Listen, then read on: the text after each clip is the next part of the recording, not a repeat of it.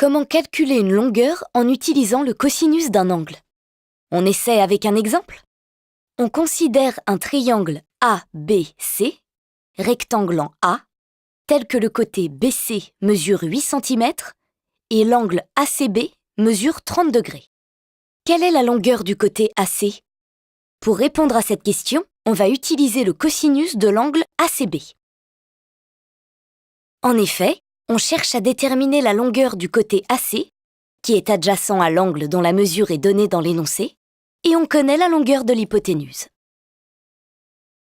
On sait que le triangle ABC est rectangle en A.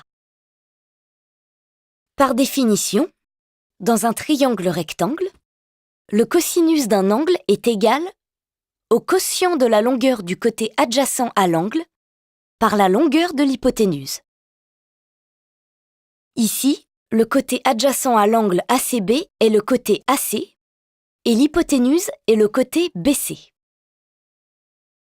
Donc, le cosinus de l'angle ACB est égal à AC sur BC. On connaît la mesure de l'angle ACB et la longueur BC. On va donc pouvoir déterminer la longueur AC. On réécrit l'égalité avec les valeurs connues. On sait que l'angle ACB mesure 30 degrés et que le côté BC mesure 8 cm.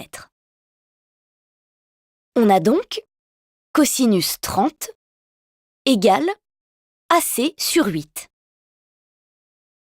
En multipliant par 8 les deux membres de l'égalité, on obtient AC égale 8 fois cosinus 30.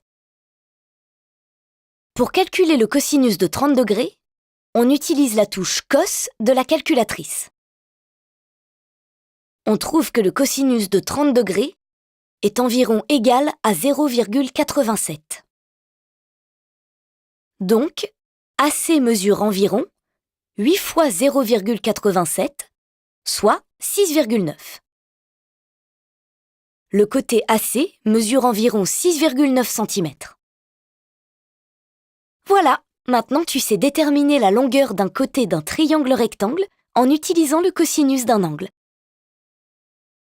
Souviens-toi, tu vérifies si le triangle est rectangle, tu vérifies avec les données de l'exercice si la formule du cosinus permet de répondre, tu appliques la formule du cosinus en faisant intervenir un angle connu et le côté dont tu cherches la mesure, tu réécris l'égalité avec les valeurs numériques de l'énoncé, tu isoles la longueur que tu cherches à calculer, tu utilises la touche cos de la calculatrice, puis tu rédiges une phrase de conclusion.